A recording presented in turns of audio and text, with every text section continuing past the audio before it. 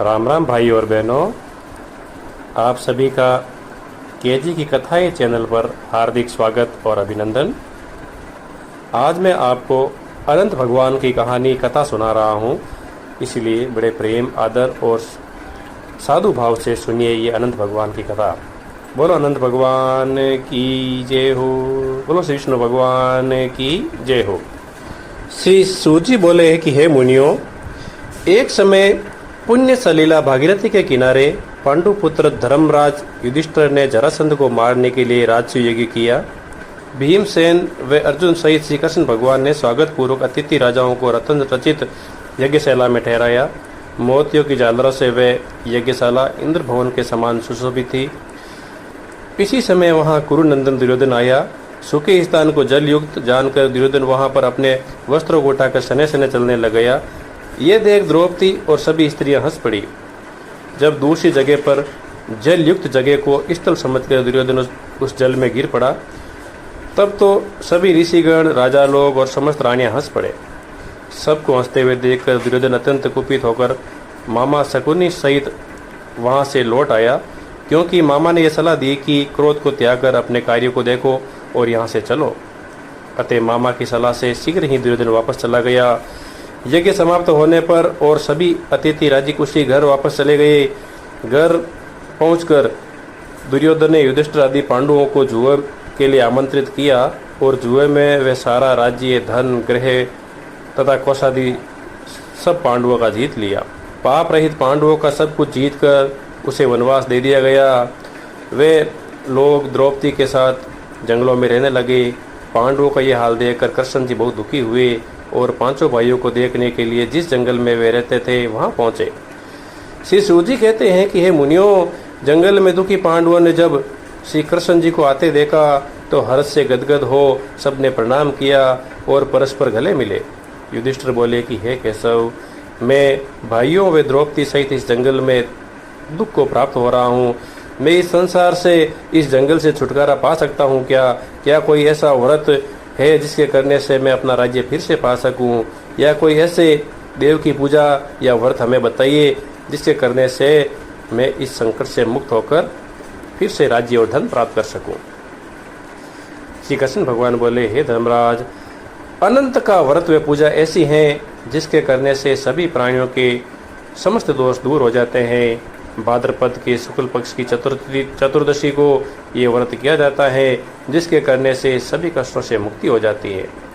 तब युधिष्ठिर बोले कि हे केशव, आपने जो अनंत व्रत कहा है वो कैसा है?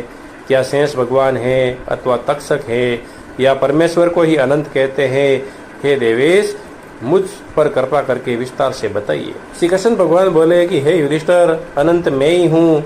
सूर्य आदि जो देवता है तथा काल, कारण, दिवस, रात्रि, मुहूर्त, पक्ष, प्राणी, वर्ष, युग, काल आदि की व्यवस्था, ये सब समय के विभाग आदि जो कहे गए हैं वे सब अनंत ही हैं, अर्थात सब में मैं ही हूँ और मैं ही पृथ्वी का भार हरण करने के लिए परिवर्तित हुआ हूँ। दुष्टों का विनाश करने के लिए मैंने ही अवतार धारण कर वासुदेव के वंश को उज्जवल किया है। हे युधिष्ठिर, साधु लोगों की रक्षा, दुष्टों का नाश करने के निमित्त मैं ही अवतार लेता हूँ। आदि, मध्य, अंत रहित कृष्ण, विष्णु, हरि, शिव, वैकुंठ, सूर्य, चंद्रमा, ईश्वर, विश्व, महान बाहु, योगी, सर्वरूप, अनंत, 14 इंद्र, 8 वसु, 12 सूर्य, 11 रुद्र, सप्त ऋषि, समुद्र, पर्वत, वृक्ष, नक्षत्र, दिशा, पृथ्वी, पाताल, भूर्भुवादि लोक, ये सब मुझसे ही हैं और मैं इनका ही निमित्त कारण हूँ। अब कृपा कर मुझे से इस व्रत का विधि और तरीका बताइए और ये कहिए कि इसका क्या फल होता है, किस देवता का पूजन किया जाता है, इससे पहले ये व्रत किसने किया, फिर किस प्रकार इसका विस्तार हुआ है, यह सब वर्णन करें। श्री कृष्ण भगवान बोले कि हे युधिष्ठिर, शत्रु के मध्य में एक ब्राह्मण रहता था जिसका नाम था सुमंतु। उसका विवाह वशिष्ठ गोत्रीय भृगु की कन्या से हुआ। विवाह के कुछ काल उपरांत उसके एक सर्वगुण संपन्न कन्या पैदा हुई जिसका नाम शीला रखा। वे कन्या धीरे धीरे बड़ी होने लगी। एक दिन उसकी माता ज्वर से ग्रसित होकर काल के वशीभूत हो नदी में गिरकर मर गई। तब सुमंत ब्राह्मण ने कर्कशा नाम की ब्राह्मण कन्या से दूसरा विवाह किया। वे दुशीला, कटुभाषी और दुष्टा, बुरे स्वभाव वाली कलह प्रिय थी। उसकी सौतेली पुत्री शीला अधिक गुण वाली थी। वे दीवालों, खम्भों और देहली आदि की पूजा किया करती थी। खम्भों तथा दीवालों पर विविध रंगों से शंख, पद्म तथा अनेक चित्र बनाती थी। शीला ने युवावस्था में पदार्पण किया। लड़की को देखकर सुमंतु उसके लिए योग्य घर की चिंता से दुखित होने लग गया। एक दिन मुनियों में श्रेष्ठ श्री कौंडिन्य जी उस लड़की से विवाह की इच्छा से वहां आए और सुमंत से अपनी इच्छा प्रकट की कि मैं तुम्हारी लड़की के साथ विवाह करना चाहता हूँ। तब सुमंत बहुत प्रसन्न हुआ और उसे गृह सूत्र को विधि के अनुसार शुभ दिन शुभ नक्षत्र में अपनी कन्या का विवाह कौंडिन्य मुनि के साथ कर दिया। स्त्रियों ने मंगलगान किए, ब्राह्मणों ने स्वस्तिक वाचन किया, बंदीजनों ने बिरावली बखानी। जब विवाह की सारी विधि पूर्ण हो गई तब सुमंत ब्राह्मण ने अपनी स्त्री से कहा कि जमाई के लिए कुछ दहेज देना चाहिए। दहेज की बात सुनकर वे दुष्ट अति कुपित हुई और अपने आभूषण को एक संदूक में बंद करके रख दिए और पति से बोली कि घर में तो कुछ नहीं है, आप खुद ही देख लो, मैं क्या करूं, जमाई यूं ही चले जाए। उसके वचनों को सुनकर ब्राह्मण बहुत दुखी हुआ और कौंडिन्य अपनी पत्नी सहित रथ पर बैठकर चल दिए। जो कुछ भोज्य पदार्थ भोजन उपरांत बचा था वे रास्ते में खाने को जमाई के साथ ब्राह्मण ने रख दिया। यमुना किनारे पर पहुंचकर कौंडिन्य मुनि नित्य कर्म से निवृत्त होकर वहां रुके। नदी के किनारे शीला ने देखा कुछ औरतें लाल कपड़े पहने हुए एक झुंड में मध्याह्न के समय अनंत भगवान का पूजन कर रही थी। आज चतुर्दशी का दिन था। उन्हें देख शीला भी उनके पास गई और उनसे पूछा कि हे बहनों, आप लोग यहाँ किस देवता का व्रत और पूजन कर रही हो। शीला के प्रश्न के उत्तर में वे औरतें बोले कि बहन, अनंत भगवान का व्रत है और हम सब यहाँ अनंत भगवान का पूजन कर रही हैं। ये सुनकर फिर शीला ने कहा कि मैं भी व्रत धारण करना चाहती हूँ, मैं भी व्रत करना चाहती हूँ, इसीलिए आप कृपा करके ये तो बताइए कि इस व्रत की क्या विधि है, व्रत में किसकी पूजा की जाती है, क्या दान दिया जाता है। ये सुन औरतों ने कहा कि हे बहन, एक सेर शुद्ध अन्न का पकवान बनाकर आधा ब्राह्मण को दान दे और आधा स्वयं खाके शक्ति श्रद्धा पूर्वक दक्षिणा देवे।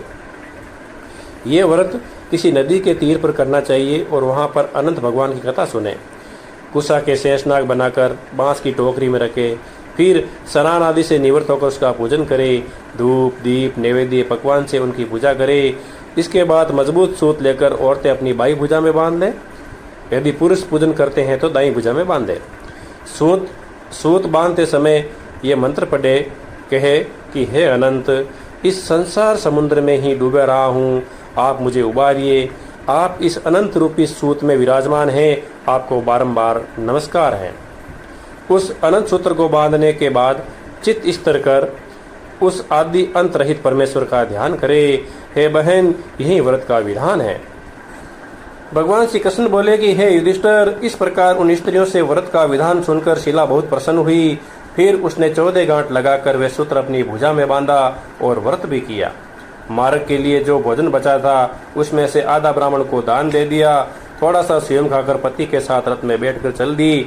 पति के घर पहुंचकर उसे सुंदर शुभ सुगन हुए। व्रत करने से उनके यहाँ धन धान्य गोधन आदि सब की वृद्धि हुई। वे सदैव मणियों की करधनी वे कंठहार आदि से शोभायमान रहती थी। अतिथि सत्कार में सदा तत्पर रहती थी। वे हमेशा पति की सेवा में लगी रहती थी और अपने पति को सुखी रखती थी। एक दिन वे बैठी थी कि मुनि की दृष्टि उस डोरे पर पड़ी। कौंडिन्य मुनि ने पूछा कि हे शीला, ये पीला डोरा तुमने किस लिए बांधा है? क्या इसके द्वारा तुम मुझे अपने वश में करना चाहती हो? मुझे इसका सच सच कारण बताओ। शीला ने कहा कि हे भगवान, हे स्वामी, ये अनंत भगवान का सूत्र है। इसके द्वारा ही मनुष्य धन धान्य और ऐश्वर्य आदि सब गुणों से सुखी होता है। इसीलिए ये अनंत सूत्र मैंने धारण किया है। ये सुन धनांध कौंडिन्य मुनि ने वे सूत्र तोड़ दिया और अनंत सूत्र को अग्नि में फेंक दिया। किंतु शीला ने शीघ्र ही उसे उठा लिया और दुग्ध पात्र में डाल दिया। इस प्रकार अनंत सूत्र को तोड़कर फेंकने से मुनि का सब धन ऐश्वर्य सब नष्ट हो गया।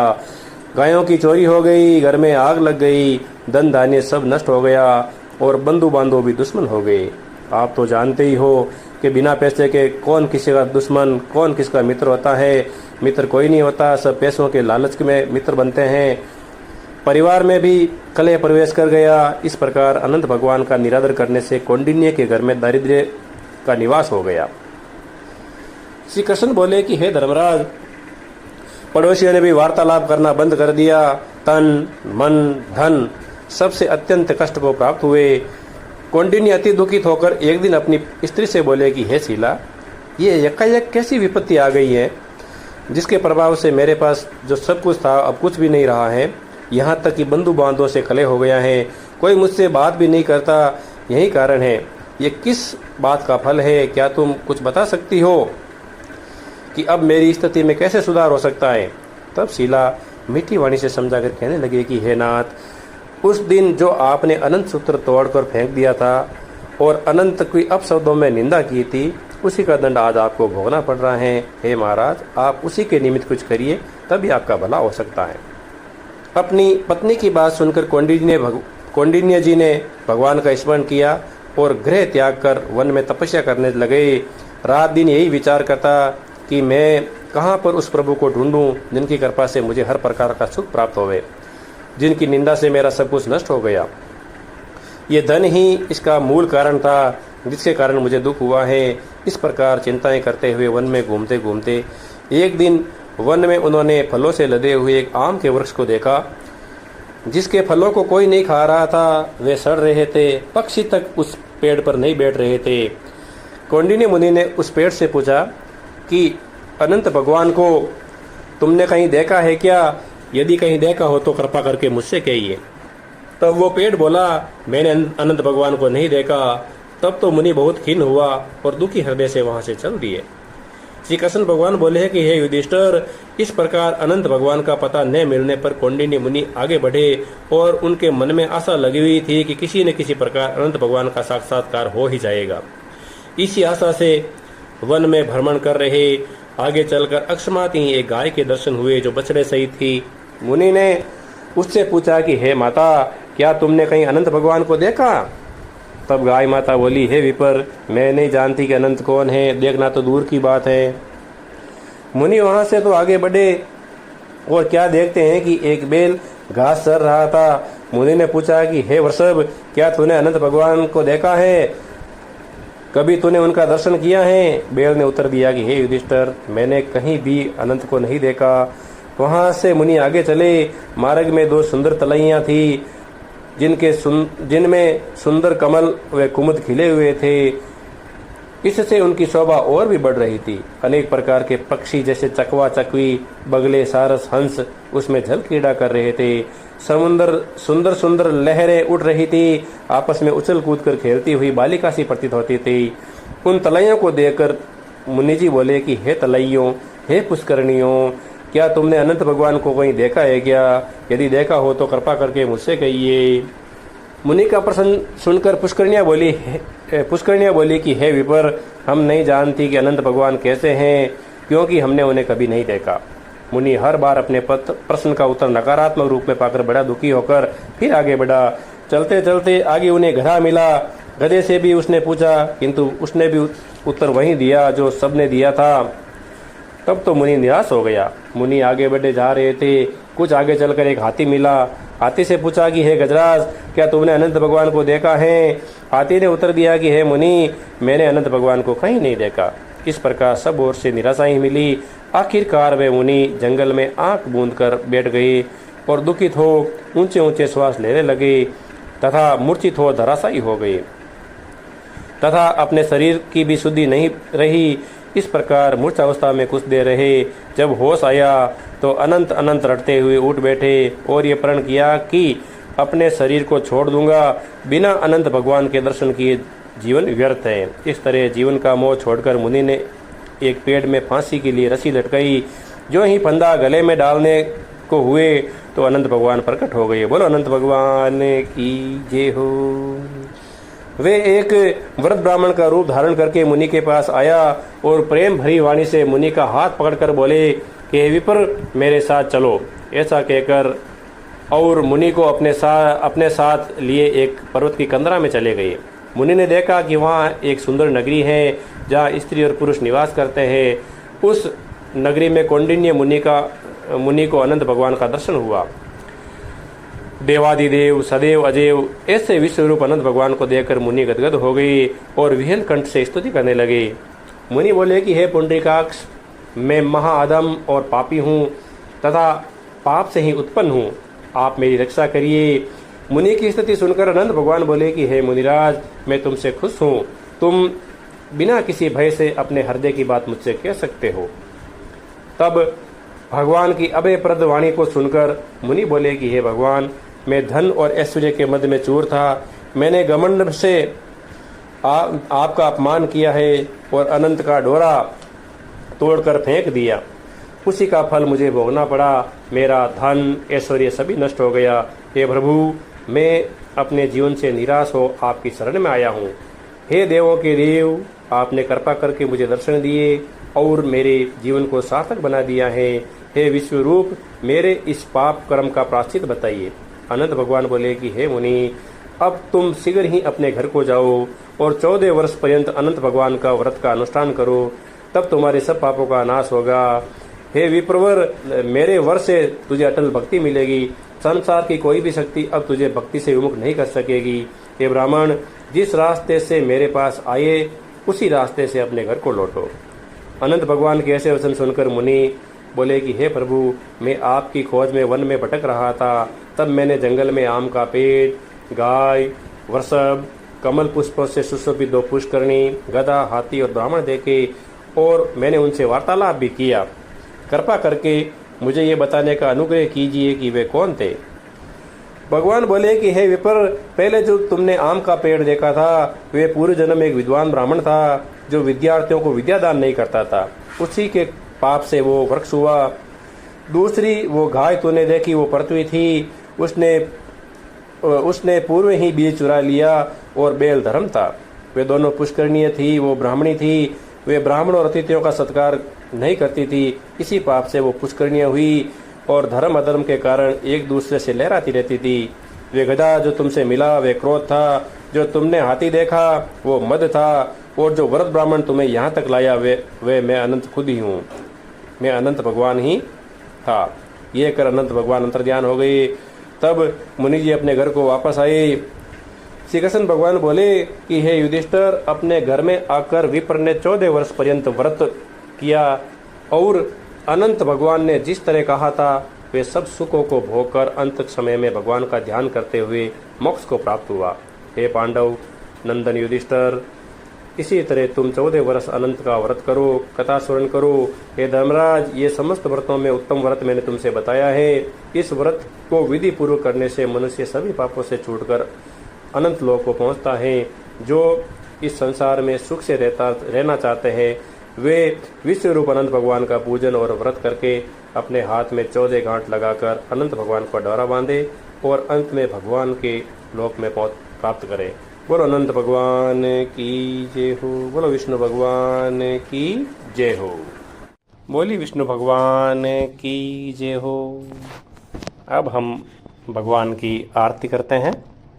हरि ओम कपूर घोरम करुणावतारम संसार सारम भुजगेन्द्रहारम सदा वसंतम हृदयारविंदे भवं भवानी सहितं नमामि, भवं भवानी सहितं नमामि। ओम जय जगदीश हरे, स्वामी जय जगदीश हरे।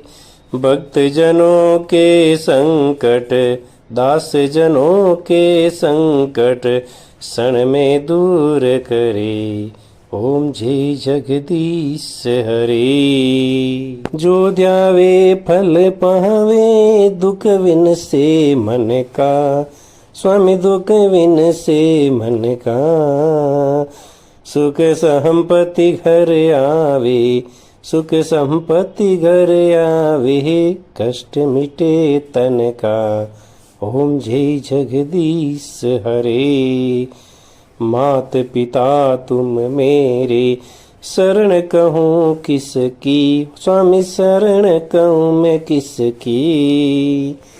तुम बिना और न दूजा, प्रभु बिना और न दूजा, आस करूँ मैं जिसकी।